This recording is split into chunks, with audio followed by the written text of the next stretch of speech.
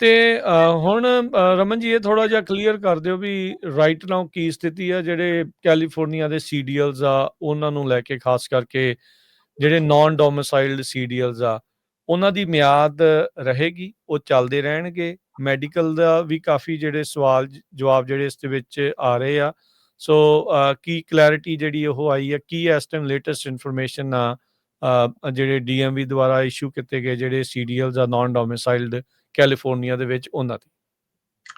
ਰਾਜਕਰਨ ਜੀ ਗੱਲ ਕਰੀਏ ਤਾਂ ਕੈਲੀਫੋਰਨੀਆ ਵੱਲੋਂ ਐਜ਼ ਯੂਜੂਅਲ ਕੋਈ ਵੀ ਜਿਹੜੀ ਸਥਿਤੀ ਹੈਗੀ ਆ ਉਹ ਸਪਸ਼ਟ ਨਹੀਂ ਕੀਤੀ ਗਈ ਅਜੇ। ਉਹਦੇ ਵਿੱਚ ਉਹਨਾਂ ਦੀ ਸਾਈਡ ਤੇ ਇਹੋ ਹੀ ਕਿਹਾ ਜਾ ਰਿਹਾ ਹੈਗਾ ਕਿ ਜੋ ਵੈਲਿਡ ਹੈਗਾ ਉਹ ਵੈਲਿਡ ਹੈਗਾ। ਪਰ ਜਿਹੜੀ ਸਿਚੁਏਸ਼ਨ ਇਸ ਵੇਲੇ ਵਾਸ਼ਿੰਗਟਨ ਜਿਹੜੀ ਸਟੇਟ ਹੈਗੀ ਆ ਉਹਨੇ ਬਾਈ ਦ ਐਂਡ ਆਫ ਅਕਤੂਬਰ ਪੂਰਾ ਇੰਪਲੀਮੈਂਟੇਸ਼ਨ ਕਰਨ ਦੀ ਗੱਲ ਕਹਿਤੀ ਆ ਕਿ ELP ਜਿਹੜਾ ਹੈਗਾ ਪ੍ਰੋਫੀਸ਼ੀਐਂਸੀ ਵਾਲਾ ਟੈਸਟ ਹੈਗਾ, so they can start doing that. New Mexico ਨੇ ਆਲਰੇਡੀ ਸਟਾਰਟ ਕਰ ਦਿੱਤਾ ਹੈਗਾ। ਕੈਲੀਫੋਰਨੀਆ ਅਗੇਨ ਇਹਨਾਂ ਦੇ ਵਿੱਚ ਇਹ ਟੈਂਡੈਂਸੀ ਰਹੀ ਆ ਕਿ ਹਮੇਸ਼ਾ ਹੀ ਕਿਉਂਕਿ ਕਈ ਵਾਰੀ ਤਾਂ ਇਹ ਕਾਨੂੰਨ ਬਹੁਤ ਜਲਦੀ ਨਾਲ ਬਣਾਉਂਦੇ ਆ ਤਾਂ ਨਹੀਂ ਪਤਾ ਲੱਗਦਾ ਕੀ ਕਰਨਾ, ਤੇ ਕਈ ਵਾਰੀ ਇਹ ਜਿਹੜੇ ਆ ਕਾਨੂੰਨਾਂ ਨੂੰ ਲਾਗੂ ਕਰਨ ਦੇ ਵਿੱਚ ਹਮੇਸ਼ਾ ਸਾਰਿਆਂ ਨੂੰ ਪਿੱਛੇ ਰਹਿ ਜਾਂਦੇ। ਜਿਹੜੇ ਫੈਡਰਲ ਕਾਨੂੰਨ ਹੁੰਦੇ, ਜਿੱਦਾਂ ELD ਦਾ ਕਾਨੂੰਨ ਵੀ ਆਇਆ ਸੀ, ਦੇ ਟੁਕ 5 years to implement। ਸੋ ਇਹ ਜਿਹੜੀ ਚੀਜ਼ ਹੈਗੀ ਆ ਇਹ ਕੈਲੀਫੋਰਨੀਆ ਦੇ ਵਿੱਚ ਹੈਗੀ ਆ, ਔਰ ਇਸ ਵੇਲੇ ਇਹ ਚੀਜ਼ ਬਿਲਕੁਲ ਸੱਚ ਸਾਬਤ ਹੋ ਰਹੀ ਹੈ ਕਿ ਕੋਈ ਵੀ ਕਲੈਰੀਫਿਕੇਸ਼ਨ ਜਿਹੜੀ ਆ ਉਹ ਨਹੀਂ ਦੇ ਰਿਹਾ ਹੈਗਾ। ਜਿਹੜੀ ਗੱਲ ਹੈਗੀ ਮੈਡੀਕਲ ਦੀ, ਡੈਫੀਨੇਟਲੀ ਜਿਹੜਾ ਮੈਡੀਕਲ ਹੈਗਾ ਆ ਉਹ ਐਕਚੁਅਲ ਦੇ ਵਿੱਚ ਦੋ ਚੀਜ਼ਾਂ ਇਕੱਠੀਆਂ ਹੋ ਗਈਆਂ। ਅੱਜ ਤੋਂ about 60 days, about 45 to 60 days ਪਹਿਲਾਂ ਜਿਹੜਾ ਅਮੈਂਡਮੈਂਟ ਆਈ ਸੀ ਜਾਂ ਲਾਅ ਪਾਸ ਹੋਇਆ ਸੀਗਾ ਕਿ ਜਿਹਦੇ ਵਿੱਚ ਮੈਡੀਕਲ ਜਿਹੜਾ ਹੈਗਾ ਉਹ ਡਾਕਟਰ ਨੂੰ ਸਿੱਧਾ FMCSA ਨੂੰ ਸਬਮਿਟ ਕਰਨਾ ਹੁੰਦਾ ਹੈ, ਤੇ ਉਹ FMCSA ਨੂੰ ਸਬਮਿਟ ਕਰਨ ਦੇ ਨਾਲ ਫਿਰ ਮੁੜ ਕੇ FMCSA DMV ਨੂੰ ਅਪਡੇਟ ਕਰੂਗਾ। ਜਦਕਿ ਪਹਿਲਾਂ ਉਲਟਾ ਹੁੰਦਾ ਸੀਗਾ ਕਿ ਤੁਸੀਂ DMV ਨੂੰ ਸਬਮਿਟ ਕਰਦੇ ਸੀ, DMV FMCSA ਨੂੰ ਕੁਝ ਸਟੇਟਾਂ ਕਰਦੀਆਂ ਸੀ, ਕੁਝ ਨਹੀਂ ਸੀ ਕਰਦੀਆਂ। ਸੋ ਦੈਟਸ ਦ ਰੀਜ਼ਨ ਜਿਹੜੇ ਡਰਾਈਵਰ ਸੀ ਉਹਨਾਂ ਨੂੰ ਉਹ ਇੱਕ ਮੈਡੀਕਲ ਕਾਰਡ ਨਾਲ ਰੱਖਣਾ ਪੈਂਦਾ ਸੀਗਾ ਆਪਣਾ।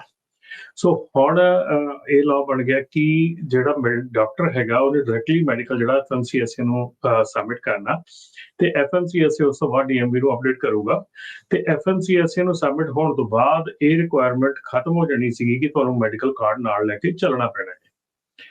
ਉਹਦੇ ਵਿੱਚ 35 ਸਟੇਟਸ ਜਿਹੜੀਆਂ ਸੀ ਉਹਨਾਂ ਨੇ ਫੈਡਰਲ ਦੀ ਜਿਹੜੀ ਇਹ ਰਿਕੁਆਇਰਮੈਂਟ ਹੈ ਪੂਰੀ ਕਰਤੀ ਸੀ, ਬਾਕੀ ਸਟੇਟਸ ਜਿਹੜੀਆਂ ਉਹ ਅਜੇ ਵੀ ਸਟਿਲ ਪੈਂਡਿੰਗ ਸੀਗੀਆਂ। ਤੇ ਜਿਹੜਾ DOT ਵੱਲੋਂ 60 ਡੇ ਦੀ ਐਗਜ਼ਾਮਸ਼ਨ ਦਿੱਤੀ ਗਈ ਸੀਗੀ ਕਿ ਇਸ ਜਿਹੜੀਆਂ ਰਹਿੰਦੀਆਂ ਸਟੇਟਸ ਆ ਉਹ ਵੀ ਲਾਗੂ ਕਰ ਦੇਣ।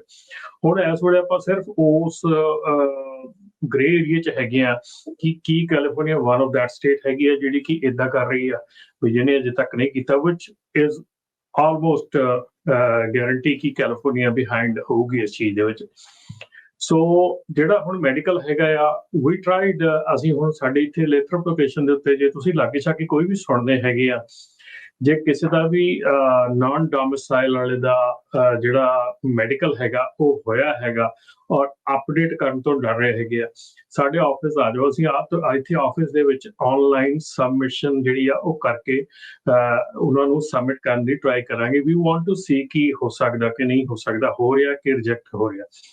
ਐਂਡ ਆਲਸੋ ਅਸੀਂ ਜਿਹੜਾ ਦੂਸਰਾ ਹੈ ਆਪਣੇ ਜਿਹੜੇ ਸਿਟੀਜ਼ਨ ਵਾਲੇ ਆ ਜਾਂ ਜਿਹੜੇ ਗ੍ਰੀਨ ਕਾਰਡ ਹੋਲਡਰ ਆ ਉਹਨਾਂ ਦਾ ਸਬਮਿਟ ਕੀਤਾ ਸੀਗਾ and they accepted it. So we want to see ਕਿ ਜਿਹੜੇ ਆਪਣੇ ਨਾਨ ਡੋਮਿਸਾਈਲ ਵਾਲੇ ਹੈਗੇ ਆ ਸਾਨੂੰ ਇੱਥੇ ਲੇਥਰਪ ਦੇ ਸਾਡੇ ਆਫਿਸ ਆ ਸਕਦੇ ਆ, ਅਸੀਂ ਆਣ ਕੇ ਉਹਨਾਂ ਦਾ ਜਿਹੜਾ ਮੈਡੀਕਲ ਆ ਉਹਨਾਂ ਸਾਹਮਣੇ ਸਬਮਿਟ ਕਰਕੇ ਦੇਖ ਲਾਂਗੇ। ਜੇ ਤਾਂ ਸਬਮਿਟ ਹੁੰਦਾ ਆ ਤਾਂ ਵੈਲ ਫਾਈਨ, ਜੇ ਨਹੀਂ ਹੁੰਦਾ ਤਾਂ ਐਟਲੀਸਟ ਆਪਾਂ ਨੂੰ ਪਤਾ ਲੱਗ ਜਾਊਗਾ। ਸੋ ਡੈਫੀਨੇਟਲੀ ਮੈਂ ਆਫਰ ਕਰੂੰਗਾ ਕਿ ਜੇ ਕੋਈ ਵੀ ਇੱਥੇ ਲਾਗੇ ਲੇਥਰਪ ਦੇ ਹੈਗੇ ਆ ਤੁਸੀਂ, ਤੇ ਤੁਸੀਂ ਆਣ ਕੇ ਸਾਡੇ ਨਾਲ ਜੇ ਤੁਸੀਂ ਮੈਡੀਕਲ ਕਰਵਾਇਆ ਸਬਮਿਟ ਕਰਨਾ ਹੈਗਾ ਤਾਂ free of cost we will just submit. ਜੀ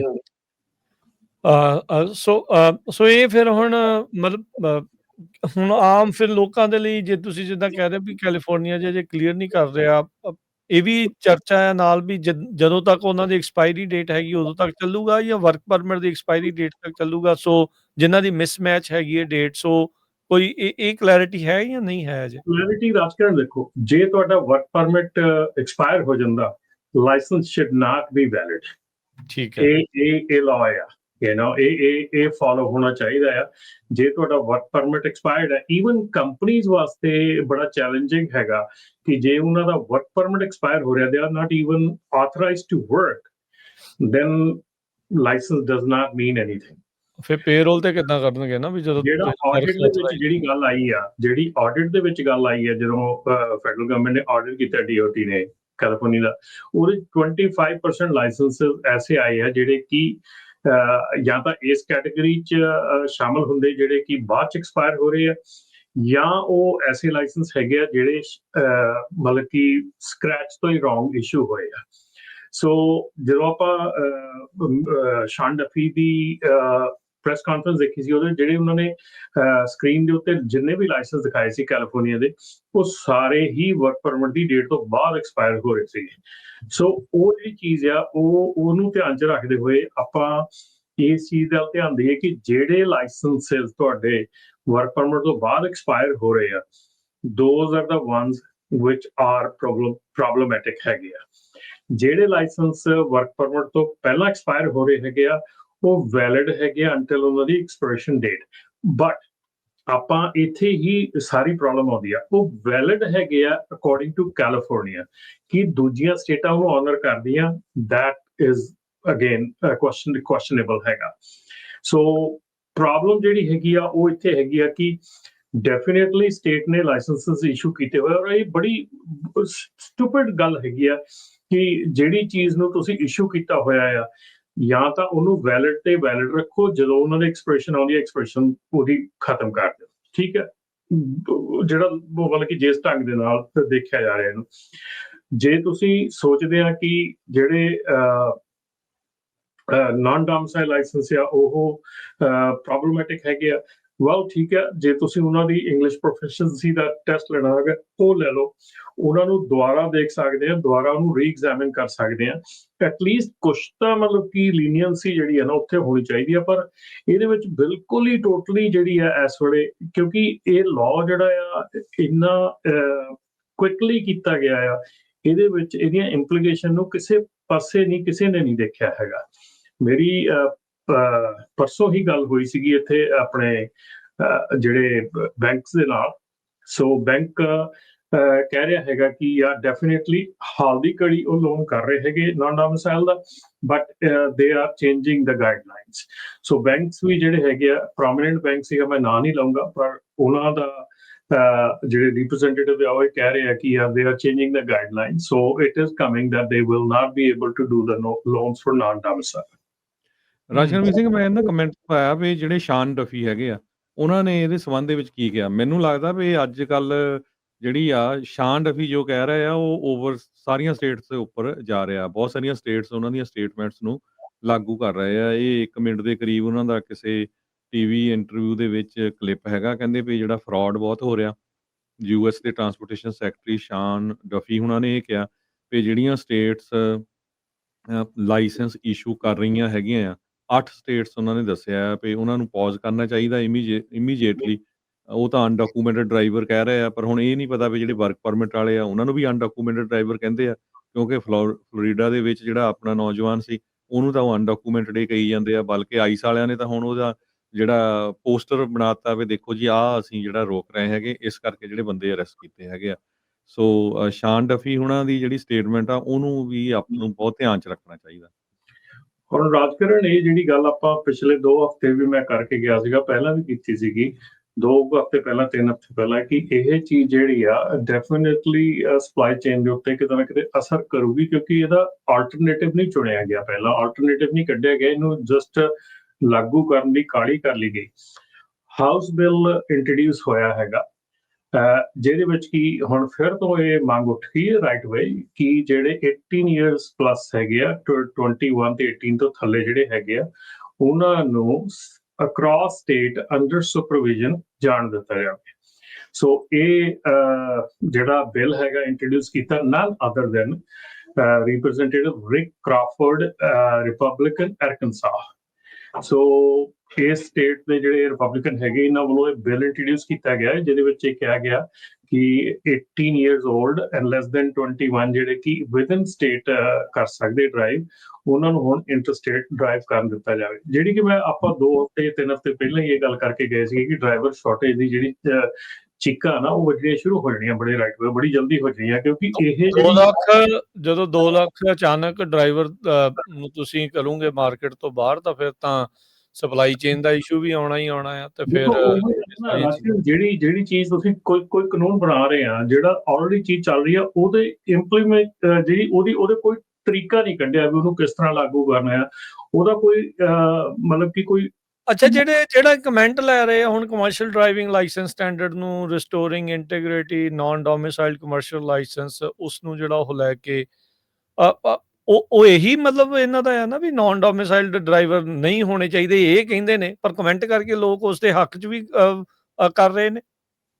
ਬਿਲਕੁਲ 2400 ਕਮੈਂਟ ਅਜੇ ਤੱਕ ਆਏ ਨੇ, ਤੇ ਉਹਦੇ ਵਿੱਚ ਕੁਛ ਇੱਕ ਆਪਣੇ ਪੰਜਾਬੀਆਂ ਦੇ ਵੀ ਹੈਗੇ ਆ, ਮੈਂ ਉੱਤੇ ਵੀ ਗੱਲ ਕਰਨੀ ਸੀਗੀ ਕਿ ਸਿਰਫ ਤੇ ਸਿਰਫ 2400 ਕਮੈਂਟ ਆਏ ਹੈਗੇ ਆ। ਉਹਦੇ ਵਿੱਚ ਕਮੈਂਟਸ ਦੋਨੋਂ ਸਾਈਡ ਦੇ ਹੈਗੇ ਆ। ਕਮੈਂਟਸ ਜਿਹੜੇ ਆ ਓਪਨ ਹੁੰਦੇ ਆ ਪਬਲਿਕ, ਕਿ ਤੁਸੀਂ ਉਹਦੇ ਹੱਕ ਦੇ ਵਿੱਚ ਬੋਲ ਸਕਦੇ ਆ, ਉਹਦੇ ਵਿਰੋਧ ਦੇ ਵਿੱਚ ਬੋਲ ਸਕਦੇ ਆ। ਪਰ ਮੇਰੀ ਇਹ ਗੁਜ਼ਾਰਿਸ਼ ਆ ਸਾਰਿਆਂ ਤੋਂ, ਜਿੰਨੇ ਵੀ ਮੈਂ ਕਮੈਂਟਸ ਪਿੱਛੇ ਜਾ ਕੇ ਪੜ੍ਹੇ ਹੈਗੇ ਆ ਆਪਣੇ ਲੋਕਾਂ ਦੇ, ਉਹ comments it's kind of like a begging, ਠੀਕ ਹੈ ਨਾ। Don't do that. ਕਮੈਂਟਸ ਦੇ ਵਿੱਚ ਸੈਂਸਿਬਲ ਗੱਲਾਂ ਲਿਖੋ, ਸੈਂਸਿਬਲ ਚੀਜ਼ਾਂ ਲਿਖੋ ਕਿ ਹਾਂ this is the reason why we need it, this is the reason why you should do it. Comments ਜਿਹੜੇ ਆ ਉਹਨਾਂ ਦੇ ਉੱਤੇ ਬਹੁਤ ਧਿਆਨ ਦੇ ਨਾਲ ਕਮੈਂਟਸ ਜਿਹੜੇ ਲਿਖੋ, ਏਦਾਂ ਨਾ ਲਿਖੋ ਵੀ ਜਿੱਦਾਂ ਤੁਸੀਂ ਯੂ ਆਰ ਬੈਗਿੰਗ ਸਮਥਿੰਗ, ਠੀਕ ਹੈ ਨਾ। ਆਪਣਾ ਪੱਖ ਰੱਖੋ, ਸਹੀ ਢੰਗ ਦੇ ਨਾਲ ਰੱਖੋ ਵੀ ਕਿਉਂ ਇਹ ਚਾਹੀਦਾ ਆ, ਜਿਹਨੂੰ ਪੱਖ ਰੱਖੋ ਤੁਸੀਂ, ਆਪਣੀ ਉਹ ਜਿਹੜੀ ਚੀਜ਼ ਆ ਉਹ ਸਾਹਮਣੇ ਰੱਖੋ, ਠੀਕ ਹੈ ਨਾ। ਕਮੈਂਟਸ ਜਿਹੜੇ ਆ ਉਹ ਬਹੁਤ ਇੰਪੋਰਟੈਂਟ ਹੈਗੇ ਆ। ਪਿਛਲੇ ਵੀਕ ਤੋਂ ਇਸ ਵੀਕ 'ਚ ਮੈਂ ਦੇਖ ਰਿਹਾ ਹੈਗਾ ਕਿ ਅਬਾਊਟ 1000 ਕਮੈਂਟਸ, 1200 ਵੱਧ ਕੇ ਪਿਛਲੀ ਵਾਰੀ 1100 ਸੀਗਾ। ਹਾਂਜੀ, ਸੋ ਇੰਨੇ ਕੁ ਕਮੈਂਟ 1200-1300 ਕਮੈਂਟ ਵੀਕ ਦੇ ਵਿੱਚ ਵਧੇ ਹੈਗੇ ਆ, ਜਦ ਕਿ ਜੇ ਆਪਾਂ ਕਹਿੰਦੇ 2 ਲੱਖ ਬੰਦਾ ਜਿਹੜਾ ਇਹ ਚੋਂ ਕੰਮ ਚੋਂ ਨਿਕਲਿਆ, 2 ਲੱਖ ਦੇ 5 ਫੈਮਿਲੀ ਮੈਂਬਰ ਲਾ ਲਓ, ਤੇ ਤਕਰੀਬਨ ਮਿਲੀਅਨ ਤੋਂ ਉੱਤੇ ਬੰਦੇ ਚਲੇ ਜਾਂਦੇ ਜਿਹੜੇ ਕਿ ਡਾਇਰੈਕਟਲੀ ਅਫੈਕਟਡ ਹੈਗੇ ਆ। ਪਰ ਇਹ ਪਟੀਸ਼ਨ ਤੇ ਤਾਂ ਹੋ ਹੀ ਗਏ ਸੀਗੇ 2-3 ਮਿਲੀਅਨ ਸਾਈਨ, ਉਦੋਂ ਇਹਨਾਂ ਤੋਂ ਵੱਧ ਹੋਏ ਆ। ਕਮੈਂਟ ਦੇ ਵਿੱਚ ਨਾ ਇੱਕ ਬੇਵਕੂਫ ਜਿਹਾ ਸਾਡੇ ਉਲਟ ਵੀ ਉਹ WhatsApp ਦੇ ਉੱਤੇ ਭੇਜੀ ਜਾਂਦੇ ਸੀ, ਦੇਖੋ ਜੀ ਇੱਥੇ ਕਮੈਂਟ ਕੋਈ ਨਾ ਕਰਿਓ, ਪੰਜਾਬੀ ਰੇਡੀਓ ਵਾਲੇ ਸਾਰਿਆਂ ਨੂੰ ਜਿਹੜਾ ਆ ਗਲਤ ਇਨਫੋਰਮੇਸ਼ਨ ਦੇ ਰਿਹਾ। ਹੁਣ ਜੇ ਮੰਨ ਲਓ ਵੀ ਤੁਸੀਂ ਕਹੋ ਵੀ ਮੈਂ 10 ਸਾਲਾਂ ਤੋਂ ਚਲਾਣਾ, ਮੇਰਾ ਕੋਈ ਐਕਸੀਡੈਂਟ ਨਹੀਂ ਹੋਇਆ, ਕੋਈ ਪ੍ਰੋਬਲਮ ਨਹੀਂ ਹੈ। ਹੁਣ ਸਪੈਨਿਸ਼ ਮੈਂ ਦੇਖਦਾ ਸੀ 2-3 ਕਮੈਂਟ, ਉਹ ਕਹਿੰਦੇ ਵੀ ਕੈਲੀਫੋਰਨੀਆ ਵਾਲੇ ਬੇਵਕੂਫ ਸੀ, ਉਹਨੇ ਸਪੈਨਿਸ਼ ਕਾਹਦੇ ਸਾਨੂੰ ਦਿੱਤੇ ਟੈਸਟ। ਹੁਣ ਸਾਡਾ ਕੀ ਕਸੂਰ ਆ? ਇਹ ਚੀਜ਼ ਉਭਾਰੋ ਨਾ ਵੀ ਆਹ ਮੁੱਦਾ ਆ, ਵੀ ਜਿਹੜੀ ਚੀਜ਼ ਅਵੇਲੇਬਲ ਸੀ ਉਹ ਚੀਜ਼ ਅਸੀਂ ਮੈਂ ਦੇਖਿਆ 2-3 ਨੇ ਸਪੈਨਿਸ਼ ਨੇ, ਉਹ ਕਹਿੰਦੇ ਵੀ ਕੈਲੀਫੋਰਨੀਆ ਵਾਲੇ ਬੇਵਕੂਫ, ਉਹਨਾਂ ਨੇ ਕਾਹਦੇ ਸਾਨੂੰ ਸਪੈਨਿਸ਼ ਟੈਸਟ ਦਿੱਤੇ, ਤੇ ਮੈਨੂੰ 20 ਸਾਲ ਹੋ ਗਏ ਚਲਾਉਂਦੇ ਨੂੰ, ਆਈ ਨੈਵਰ ਹੈਡ ਐਕਸੀਡੈਂਟ। ਉਹਨੂੰ ਕਿਹਾ, ਕਹਿੰਦਾ ਵੀ ਸਾਡੀ ਕਾਹਤੇ ਫਿਰ ਤੁਸੀਂ ਰੋਜੀ ਰੋਟੀ ਖੋ ਰਹੇ ਆ। ਉਹ ਵੈਲਿਡ ਪੁਆਇੰਟ ਆ।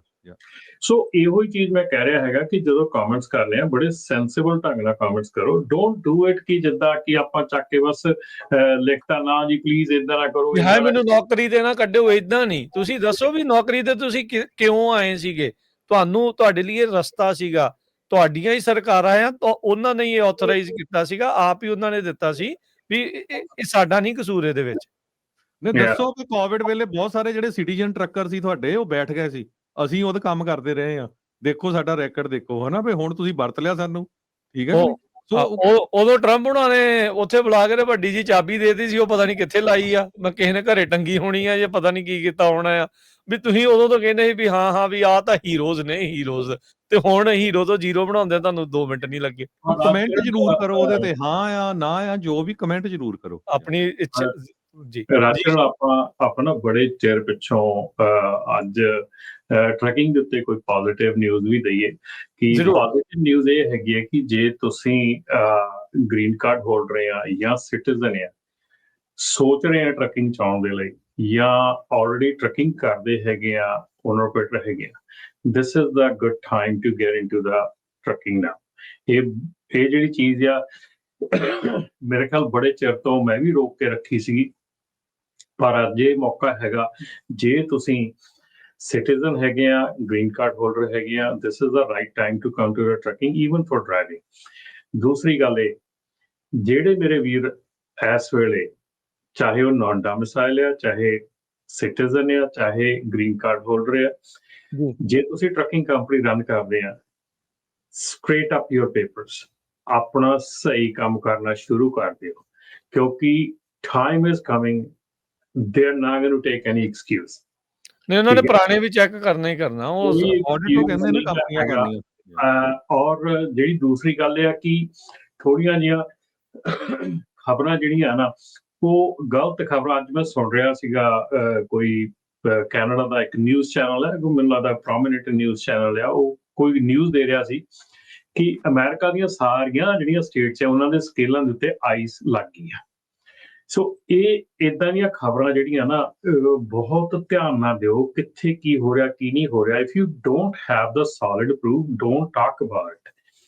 ਕਿਉਂ ਤੁਸੀਂ ਲੋਕਾਂ ਦੇ ਵਿੱਚ ਇਦਾਂ ਦੀ ਚੀਜ਼ ਫੈਲਾ ਰਹੇ ਆ? ਜਾਂ ਡੈਫੀਨੇਟਲੀ ਜਿਹੜਾ ਅਕ੍ਰੋਸ ਯੂਐਸ ਹੈਗਾ, ਜਿਹੜਾ ਇੰਟਰਸਟੇਟ ਕੰਮ ਕੈਨੇਡੀਅਨ ਡਰਾਈਵਰਸ ਜਾਂ ਮੈਕਸੀਕਨ ਡਰਾਈਵਰਸ ਕਰਦੇ ਹੈਗੇ ਆ, ਉਹਦੇ ਤੇ ਡੈਫੀਨੇਟਲੀ ਸ਼ਿਕੰਜਾ ਕਸਣ ਜਾ ਰਿਹਾ ਹੈਗਾ, ਔਰ ਬਹੁਤ ਮਤਲਬ ਕਿ ਬਹੁਤ ਤੇਜ਼ੀ ਦੇ ਨਾਲ ਇੱਧਰ ਕੰਮ ਵੱਧ ਰਿਹਾ ਹੈਗਾ। ELD ਦੀ ਚੋਰੀ, ELD ਦੇ ਕੰਪਨੀਆਂ ਜਿਹੜੀਆਂ ਹੈਗੀਆਂ, ਜਿਹੜੀਆਂ ELD ਕਰਦੀਆਂ ਹੈਗੀਆਂ, ਜਿਹੜੇ ਬਿਹਾਈਂਡ ਦਾ ਸੀਨ ਐਡਿਟ ਕਰ ਮੈਨੂੰ ਲਿਆ। ਆਪਣੇ WhatsApp ਦੇ ਵਿੱਚ ਇੰਡੀਆ ਤੋਂ ਐਵਰੀ ਡੇ ਮੈਸੇजेस ਆਉਂਦੇ ਹੈਗੇ ਆ, ਸਾਨੂੰ ਸੇਵਾ ਦਾ ਮੌਕਾ ਦਿਓ। ਇੰਡੀਆ ਦਾ ਨੰਬਰ ਆ, ਡਾਇਰੈਕਟਲੀ ਕਹਿ ਰਹੇ ਆ, ਵੱਡੀਆਂ ELDਆਂ ਦੇ ਨਾਂ ਲੈ ਕੇ ਉਹ ਕਹਿ ਰਹੇ ਆ ਕਿ ਅਸੀਂ ਜਿਹੜਾ ਤੁਹਾਨੂੰ ELD ਰੀਸੈਟ ਕਰਕੇ ਦੇਵਾਂਗੇ, ਤੁਹਾਨੂੰ ਐਕਸਟਰਾ ਸ਼ਿਫਟ ਵਿੱਚ ਬਣਾ ਕੇ ਦੇਵਾਂਗੇ, ਆਹ ਕਰਕੇ ਦੇਵਾਂਗੇ, ਉਹ ਕਰਕੇ ਦੇਵਾਂਗੇ। ਹਟ ਜਾਓ। ਫਿਰ ਮੁੜ ਕੇ ਆਪਾਂ ਆਹ ਜਿਹੜਾ ਕੰਮ ਹੈ ਨਾ, ਇਹ ਮੁੜ ਕੇ ਫਿਰ ਉੱਤੇ ਵੀ ਚੀਕਾਂ ਵੱਜਣੀਆਂ ਹੈਗੀਆਂ। ਜਿੰਨੀਆਂ ਵੱਡੀਆਂ ਕੰਪਨੀਆਂ ਦੇ ਉੱਤੇ ਨਾਂ ਲਿਖੇ ਹੈਗੇ ਆ, ਅਸੀਂ ਉਹਨਾਂ ਹੀ ਕੰਪਨੀਆਂ ਦੇ ਓਨਰਸ ਨੂੰ ਉਹ ਮੈਸੇजेस ਫਾਰਵਰਡ ਕੀਤੇ ਹੈਗੇ ਆ ਕਿ ਆਹ ਤੁਹਾਡੀਆਂ ਕੰਪਨੀਆਂ ਦੇ ਨਾਲ ਕੀ ਹੋ ਰਿਹਾ ਹੈਗਾ। So we are working on it ਕਿ ਸਾਨੂੰ ਲੈਜਿਟ ਬੰਦੇ ਚਾਹੀਦੇ ਆ, ਲੈਜਿਟ ਕੰਮ ਜਿਹੜਾ ਆ ਉਹ ਹੋਣਾ ਚਾਹੀਦਾ। ਇੰਡਸਟਰੀ ਕਲੀਨ ਅਪ ਦੀ ਜਿਹੜੀ ਲੋੜ ਆ।